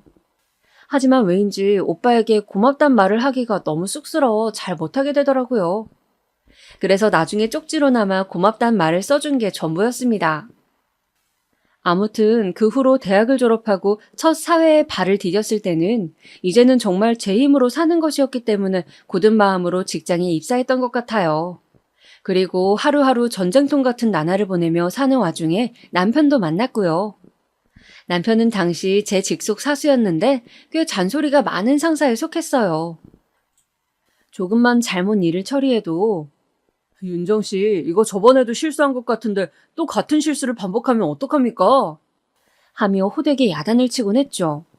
그 때문에 남편에게 일을 배우면선 늘 긴장의 연속이었어요. 오늘은 실수한 거 없겠지, 괜찮겠지, 무사히 넘어가겠지, 이런 생각들을 하며 지하철을 타곤 했죠. 그러던 어느 날 기어이 제가 사건을 벌이고 말았는데요. 당시 저희 회사에서 맡고 있던 큰 프로젝트의 자료를 저와 몇몇 동기들이 맡아 수집하고 처리하게 되었어요. 작은 일이긴 했지만 다들 좋은 대학도 나왔겠다 승진에 욕심이 많았기 때문에 어떡하든 이 기회를 잡으려는 동기들이 많았죠. 그래서 다들 한마음 한뜻으로 열심히 했고 저 또한 보탬이 되기 위해 밤을 새워가며 일을 했어요. 그런데 발표 당일날 제가 꾸벅꾸벅 졸다 그만 출력한 자료를 담은 서류철을 지하철에 놓고 내린 거예요. 하필 그날이 발표 당일이었기에 그 많은 자료를 출력할 시간도 없었고 자료가 없으면 윗분들이 발표하기 힘든 상황이었죠. 순간 눈앞이 아찔하더라고요. 어떻게 해야 하나 발만 동동 구르고 있는데 직속 사수였던 남편이 상황을 보고받곤 출력할 시간을 벌어 어떻게든 일을 처리하더군요. 그 모습이 처음으로 멋있어 보였어요. 그때까진 무서운 상사에 지나지 않았는데 말이에요. 그렇게 남편을 짝사랑하게 되고 적극적으로 들이댄 끝에 몇 달 되지 않아 사귀게 되었습니다. 지금 생각하면 참 꿈결 같은 시절이었어요. 제가 처음으로 열렬히 사랑했던 사람과 연인이 되었다는 생각에 전쟁통 같던 회사가 이제는 무지개가 펼쳐진 공간 같았고 길거리의 간판마저도 아름답게 보였으니까요. 하지만 꿈은 꿈으로 끝나듯 남편에 대한 환상은 결혼하자마자 깨지게 되었습니다. 보통 남편과 문제가 있으면 시부모님과도 갈등이 있는 경우가 많은데요. 제 경우는 아니었어요. 시어머니도 시아버지도 굉장히 자유분방하시고 쿨하신 분이라 저희에게 딱히 간섭하는 일이 없었어요. 오히려 너희들 인생이니 알아서 살아라, 나는 내 인생 살겠다 하시는 분이었죠. 그런데 남편이 말썽을 피우더라고요. 그것도 여자 문제로요. 연애할 때 몰랐냐고요? 네, 연애할 땐 전혀 모르고 있었어요. 남편이 잘 감춘 것도 있었고 저 역시 그저 남편에게 빠져있기 바빴던 때이니까요. 근데 결혼하고 나니 갑자기 남편 옆에 여자들이 막 달라붙는 느낌이었어요. 어이없으시겠지만 처음엔 남편이 바람을 피우는지도 모르고 우리 남편이 너무 잘생겨서 이런 일이 일어나나 보다라고 생각했어요. 사실 남편이 잘생기고 키도 훤칠하니 외모가 준수한 건 맞았거든요. 그에 비해 저는 키도 작고 어떻게 보면 조금 평범하게 생긴 편이었으니 연애할 때 저와 같이 길거리를 다니면 우리를 연인으로 안 보는 사람도 많았죠. 또 남편을 향해 영화배우를 닮았다고 하는 사람들도 꽤 있었어요. 남편이 결혼한 줄도 모르고 친구들 모임에 나갔다가 어떤 여자가 덥석 전화번호를 물어오는 일도 있었고요. 그런 일을 겪다 보니 그 순간엔 남편이 잘생겨서 의부증 걸리는 여자들이 한순간에 이해가 되더라고요. 남편은 그때마다 나는 윤정이 너밖에 없어 라며 말해주긴 했지만 어쩐지 안심이 안 되었어요. 혹시나 남편에게 어떤 여자들이 들이대는 건 아닐까? 그 여자가 나보다 이쁘면 어떡하나 5만 가지 상상을 다 하며 불안에 떨었어요. 특히나 남편이 회식이 있다고 하는 날은 잠도 자지 못하고 남편 오기만을 기다렸어요. 저희가 신혼생활을 이어간 지 얼마 안 돼 바로 아이가 생겼기 때문에 저는 회사를 다니다 그만두고 집에 있었는데 그래서인지 더 불안하고 괴롭더라고요. 몇몇 친구들은 그런 절 보고 윤정아, 차라리 밖에 전시도 좀 보러 다니고 하면서 여유롭게 시간을 보내는 건 어때? 제안하기도 했어요. 근데 돌아다니는 것도 다 돈인데 어떻게 매일 그렇게 보낼 수가 있나요? 그것도 하루 이틀이지. 그때는 사랑하는 남편이 애써 힘들게 번 돈을 펑펑 쓰고 싶지도 않았어요. 그래서 마음을 다스리기로 스스로 몇 번이고 다짐하고 또 다짐하며 임신 기간을 지나왔죠. 허나 애써 한 다짐이 무색하게 자꾸 이상한 일들이 일어났어요. 어느 날엔 같은 빌라 사는 주인집 아주머니가 이런 질문을 하는 거예요. 저 같이 사는 분이랑 부부관계 맞으시는 거죠? 네? 그럼요, 맞죠. 여기 왔을 때 말씀드렸잖아요. 그죠. 아유, 난 또 혹시나 하고. 네? 아유, 그게 아니고요. 아유, 아니에요. 그냥 물어봤어요. 내가 요즘 할 일이 없나 보네. 쉬어요? 지금 생각해보면 그 주인집 아주머니는 저에게 어떤 신호를 주신 게 분명했어요. 제가 바보같이 못 알아들었을 뿐이죠. 근데 그날은 여자의 촉이 발동했는지 주인집 아주머니가 가고 나서도 괜히 찝찝하고 속이 불편해서 남편이 들어오자마자 이런 일이 있었다고 얘기를 했어요.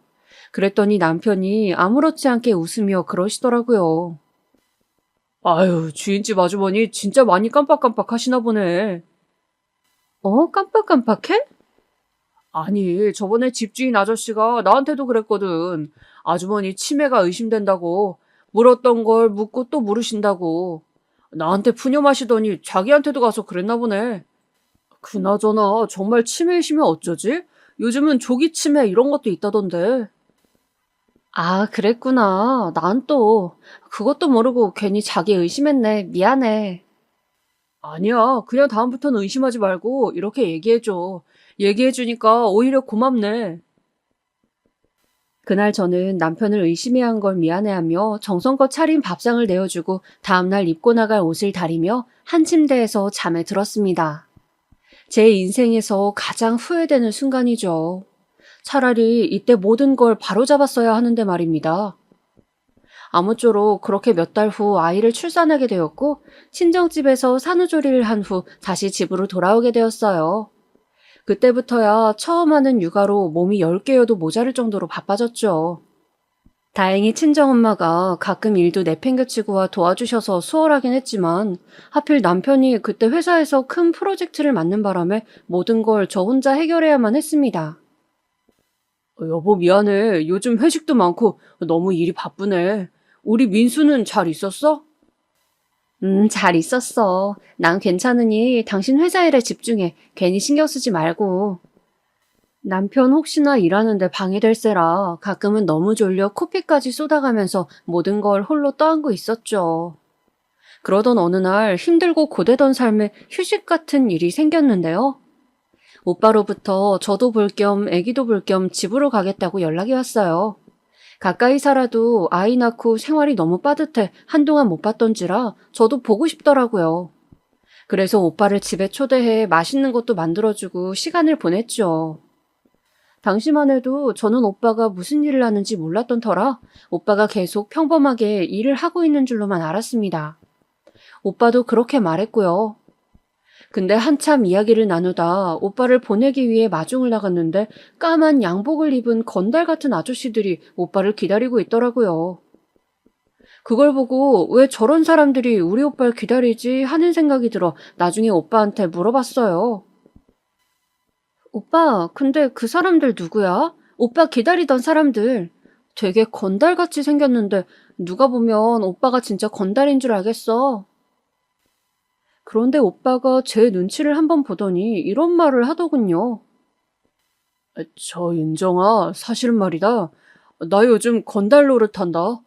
돈 벌려고 시작했는데 어쩌다 보니 계속 하게 됐네. 사람 패고 그러는 건 아니고 그냥 구역 관리만 하고 그래. 뭐? 오빠가 건달이라고?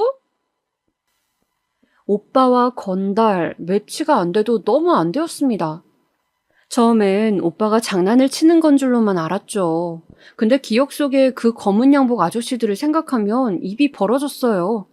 더군다나 건달이라면 쇠파이프 들고 사람 해치고 다니는 그런 일일 텐데 쉽사리 받아들일 수가 없었죠. 저는 난리가 났어요. 엄마 아빠도 아는 거냐, 아시면 어쩌려고 하냐 소리까지 지르게 되었죠. 오빠는 아무 말 없이 그저 제 말을 듣다 조용히 끊더라고요. 저는 전화를 끊은 뒤로도 충격에서 벗어나지 못했습니다. 우리 순하디 순한 오빠가 도대체 왜 건달이 됐나? 설마 내 대학 등록금 벌려다 그 길로 들어선 건가? 죄책감마저 들며 한동안 밤잠을 이루지 못했습니다. 아무래도 육아 때문에 힘든데 오빠 문제까지 겹치니 사람이 정말 죽겠더라고요. 거기다 제 이야기를 들어줄 사람이 없으니 더욱 그랬어요. 누구보다 남편에게 이 일을 털어놓고 싶었지만 창피해서 말할 수가 없겠더라고요. 많이 피곤해 보이는데 무슨 일 있어? 그렇게 보여? 아니야, 아무것도. 남편이 물어도 그런 식으로 무마하곤 했어요. 하지만 오빠에 대한 충격이 가시지도 않은 채 곧이어 청천벽력 같은 광경을 목격하고 말았습니다. 그날은 아이를 유모차에 태워 오랜만에 공원으로 산책을 나간 날이었어요. 아파트에서 같이 아이 키우는 엄마들끼리 친해졌는데 한 엄마가 커피 한잔 하자며 불러 모았거든요. 저도 마침 커피가 간절하던 찰나 내 자신에게도 휴식을 줘야겠다 싶어 나갔는데 그때 공원을 걷던 와중 영희 엄마가 손가락으로 어딘가를 가리키며 저거 민수 아빠 아니야? 하더라고요. 네? 회사에 있을 시간에 남편이 그럴 리 없다고 생각하며 시선을 돌려 따라가 봤는데 정말 제 남편이 맞았어요. 근데 남편 옆에는 어떤 여자가 마치 연인처럼 딱 달라붙어 있더라고요. 이상하게도 분위기가 심상치 않았어요. 민수 엄마 아는 사람이야? 저는 모르는 사람인데 아마 남편 회사 동료일 거예요. 남편 회사 동료일 거라고 둘러댔지만 같은 아파트 주민들의 반응은 역시 조금 떨떠름했어요. 그도 그럴 것이 남편이 이 시간에 여기 있는 것도 그 여자를 보는 행동이나 눈빛도 이상했거든요. 그 후 정자에 앉아 수다를 떨면서도 내내 제 마음은 편치 않았습니다. 외간 여자의 생긋 웃는 얼굴이 떠오르면서 저만의 착각이 아니란 강렬한 확신이 들어 남편이 들어오자마자 오늘 낮에 혹시 외근을 했냐고 물었어요. 그때만 해도 마지막 희망의 끈을 붙잡고 있었습니다. 외근? 아니, 안 했는데? 왜, 당신 회사 왔었어? 어?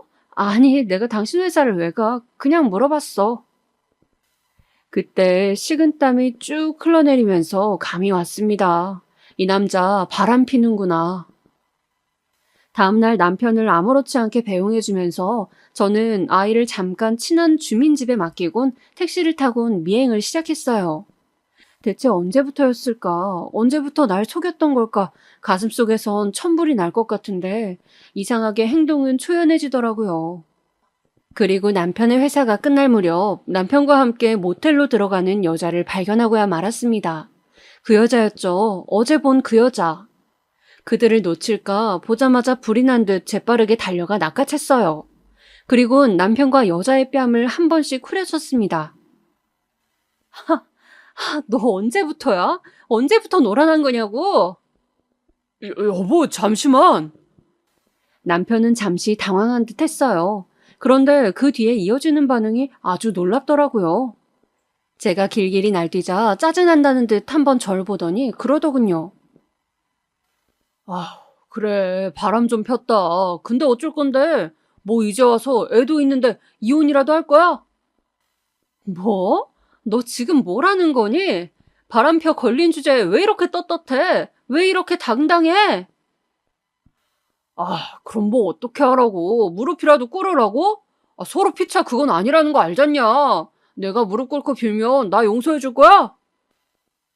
그거라도 해야지. 사람이면 그래야지.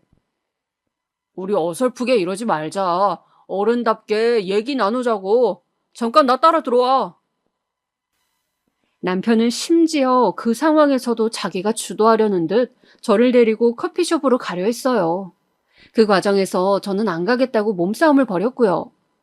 근데 그런 저희를 보더니 상간녀가 이런 말을 하더라고요. 오빠, 저 여자 진짜 촌스럽다. 무슨 바람 한 번 가지고 저 난리야? 어머, 언니, 그만 오버하세요. 원래 남자들은 한 여자한테 머물지 않아요. 그냥 왔다 갔다 하는 거지. 억울하면 언니도 바람 펴요. 아직 나이 젊으신 것 같은데. 기가 막혔는데 남편은 그 와중에도 천하태평이었어요. 그 순간 몰려오는 남편에 대한 배신감으로 저는 제정신이 아니었습니다. 착하고 다정한 사람이라 믿었던 남편이 돌변한 모습, 도무지 적응이 되지 않았죠. 그래서일까요? 상황을 받아들일 수 없던 저는 숨을 거세게 헐떡였고 그러다 앞이 노래지면서 기절을 해 응급실로 실려가고 말았어요. 하지만 하늘도 무심하시지 응급실에서 눈을 뜬 제가 처음 본 건 징그러운 남편의 눈동자였습니다. 괜찮아? 괜찮은 거야? 대답 없이 고개를 돌렸어요. 남편 얼굴이 꼴도 보기 싫었죠. 근데 남편은 갑자기 불쌍한 얼굴로 이런 개소리를 늘여놓더군요. 윤정아, 지금 와서 이런 말 그렇겠지만 나로서도 어쩔 수 없었어. 협박해서 만난 거야. 저 여자가 나랑 안 만나주면 직장에도 알리고 너한테도 알리겠대. 그래서 어쩔 수 없이 만나준 거야. 어차피 그 여자애 술집에서 일하는 애야. 근데 어쩌다 나한테 집착하게 돼선 저렇게 무섭게 나오는데 나도 직장 잃기 싫고 너 잃기 싫어서 그래 버렸어. 미안해. 많이 놀랐지?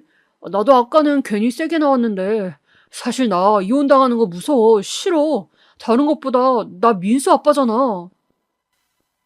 민수 이름 듣자마자 갑자기 아들이 떠오르면서 눈물이 줄줄 흐르더라고요. 남편에게 눈물을 들키지 않으려고 돌아서서 흐느끼고 있는데 남편은 한숨을 푹 쉬더니 무릎을 꿇었습니다. 그리곤 한 번만 용서해달라고 다신 유흥업소 같은 데 가지 않겠다고 저보다 더 곡소리를 내며 울더라고요. 그 후 저는 퇴원수속을 빠르게 밟곤 아이를 먼저 되찾아왔어요. 그리고 차분하게 아이를 안으며 생각했죠. 어떻게 해야 할지. 근데 도무지 마음이 서지 않았어요. 남편에 대한 충격으로 기절까지 했으면서 막상 저를 빤히 바라보는 아이 눈동자를 보니 너무 흔들리더라고요. 이게 맞는 선택일까? 이렇게 어린 내 아이를 두고 내가 이혼을 하는 게 맞을까? 그러면서 상간녀의 말도 떠오르더군요. 남자들 다 이런다는 말. 그래, 어차피 남자들 한 번씩 바람핀다면 한 번쯤은 눈 감아줘도 되지 않을까? 그렇게 바보 같고 나약한 말만 머릿속에 맴돌았습니다. 그래도 당분간은 남편 얼굴 보고 싶지 않아 친구 집에 있었어요. 친정집에 갈까 생각했다가 괜히 엄마 아빠 얼굴 보면 무너질 것 같더라고요. 그래서 그냥 아이와 함께 친구 집에서 남편 이야기를 하며 몇 번이고 울고 또 울며 한스러움을 토해내다 집으로 돌아왔습니다. 남편이 한번 바람을 걸린 후에야 뭐 완전히 남남처럼 살았습니다. 남편은 걸리고 나서 반짝 저에게 잘해주었지만 다시 바깥을 돌았고 저 역시도 남편이 없는 것처럼 투명인간처럼 지냈거든요. 처음에는 남편 밥도 해주지 않았어요. 알아서 먹고 들어오라는 식으로 말했죠. 퍽 불만스러운 표정이었지만 자기도 어쩔 수 없는지 곧 적응이 되어 저녁은 꼬박꼬박 잘 먹고 들어오더라고요. 물론 부부싸움은 전보다 훨씬 빈번해졌어요. 같이 있을 때 서로 말 한마디 걸지 않았지만 한번 말을 트면 바로 싸움으로 이어졌죠. 남편이 아이에게 책임과 의무만큼은 다해주길 바랬지만 그걸 지키지 않을 때가 많았거든요. 우리 민수가 놀이공원 가고 싶다 했던 거 잊었어, 당신? 내가 지금 당신한테 잘하라는 거 아니잖아. 민수 생각 좀 하라고. 아이씨, 내가 바쁘다고 몇 번 말했냐? 너는 매사 유도리가 없어. 나도 돈 버느라 바쁜 거야. 돈 버느라? 여자 만나느라가 아니고? 그만해라. 내가 말했지? 유흥업소 여자라고. 이제 안 다닌다고. 거짓말이 분명했어요. 기대조차 하지 않았어요. 아니, 기대하지 않으려고 노력했습니다. 기대하지 않으면 실망도 없는 법이니까요. 저는 남편이 그 후로 바람을 피는지 안 피는지 애써 확인하려 들지 않았습니다. 의심 가는 정황이 있더라도 굳이 미행하려거나 하지도 않았어요. 그냥 애만 바라보며 살았어요. 우리 애만 기똥차게 잘 키우자 하는 심정으로요. 민수는 아들이지만 참 딸 같은 아이였어요. 어렸을 땐 저만 쫓아다니는 엄마 바보였고 좀 크면서 사춘기가 왔을 때도 가끔 공부 많이 시킨다고 투정은 부렸지만 그래도 늘 웃는 얼굴로 엄마 하며 잘 따랐어요. 밥도 엄마 밥이 맛있다고 가끔은 학교 급식도 안 먹고 와선 밥을 달라 하고요.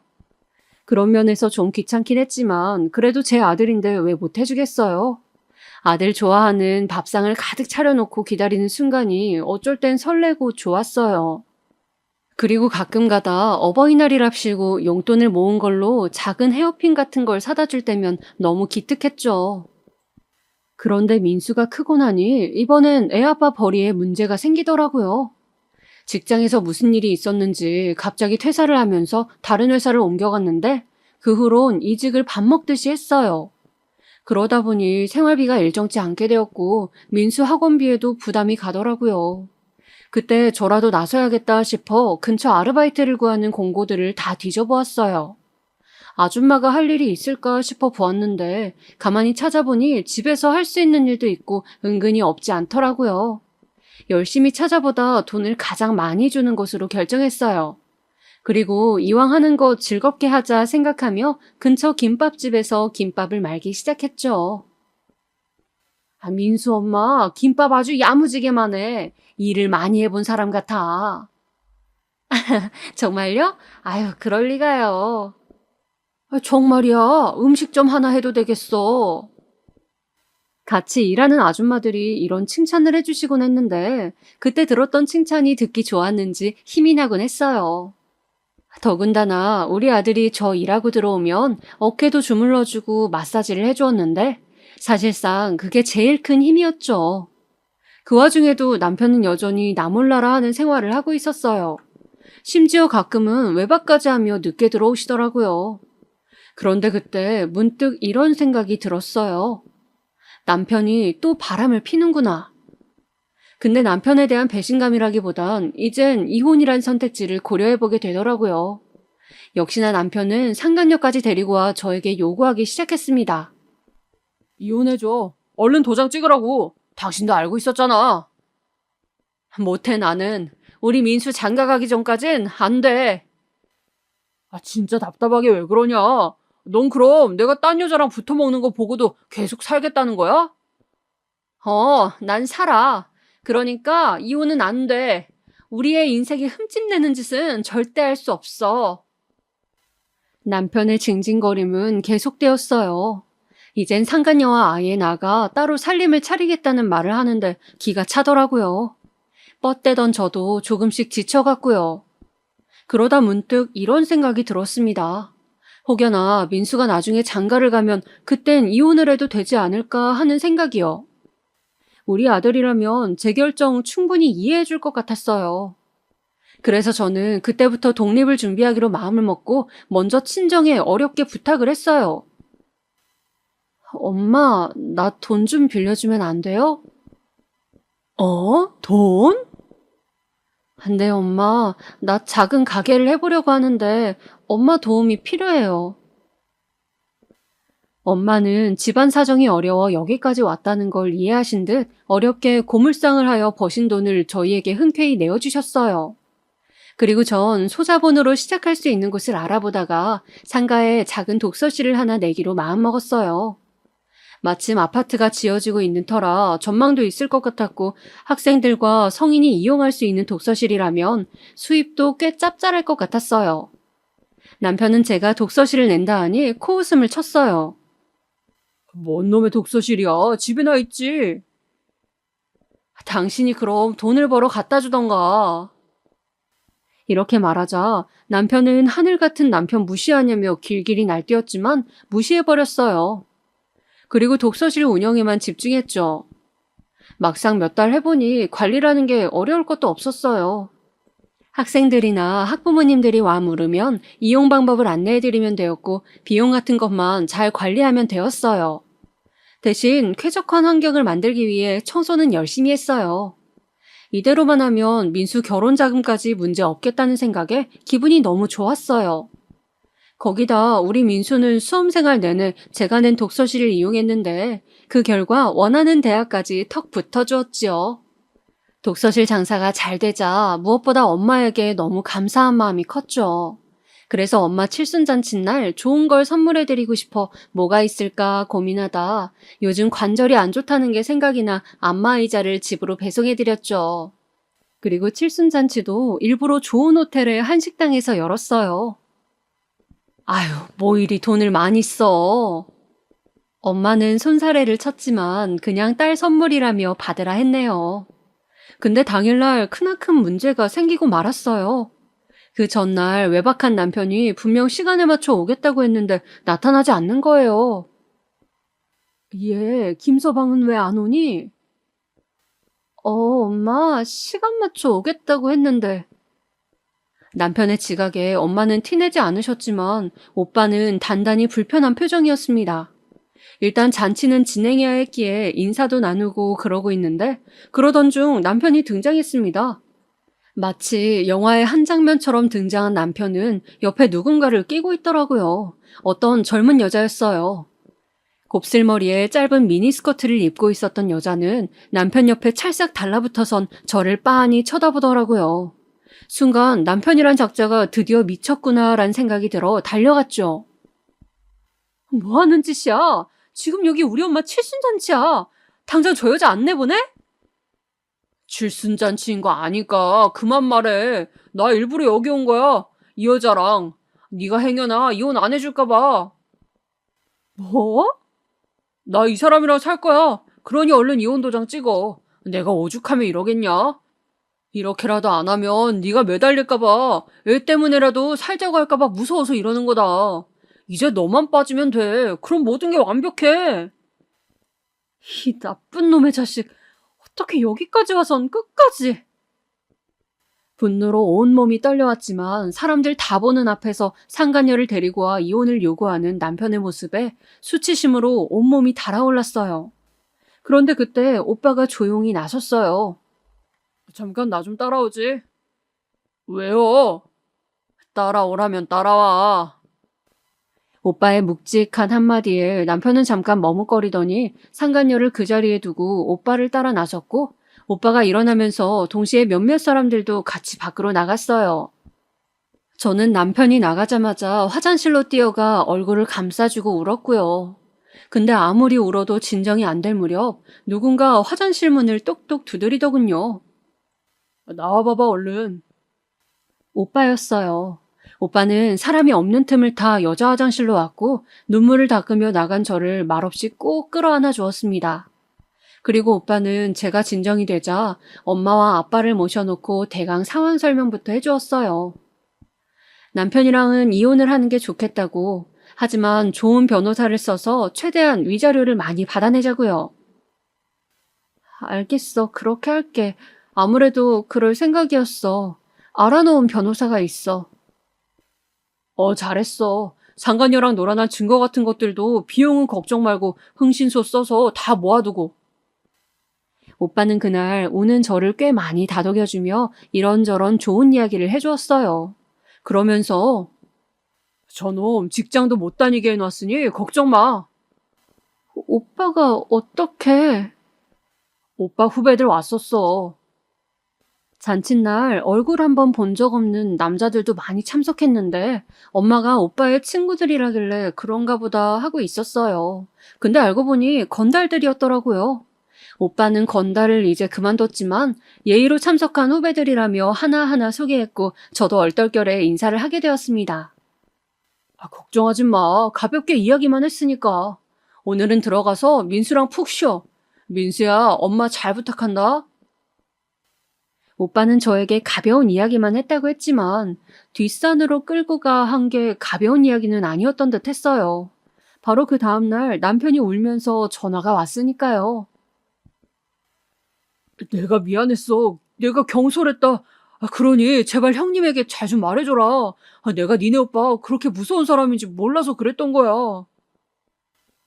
남편의 목소리엔 한 번도 들어보지 못한 공포마저 느껴졌어요. 오빠가 어떻게 했는진 모르겠지만 저야 통쾌했죠. 그리고 한바탕 일이 끝나고 났을 땐 오빠에 대해 제가 몰랐던 부분들을 듣게 되었는데요. 엄마가 저를 붙잡고 말씀하시더라고요.